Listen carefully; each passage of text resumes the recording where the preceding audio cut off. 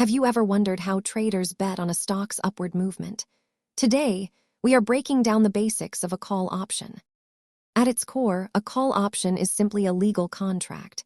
It gives you the right, but not the obligation, to buy shares. One standard contract represents control over 100 shares. This multiplier is important to remember when calculating the total value involved. To use a call, you need to watch three things: the strike price, the expiration date, and the premium you pay to own it. Buying a call is very different from owning the actual stock.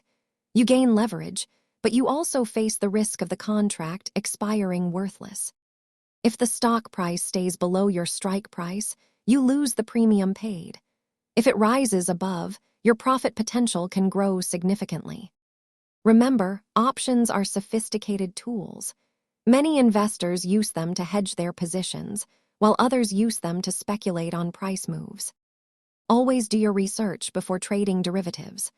Thanks for watching, and remember to subscribe for more finance basics explained simply.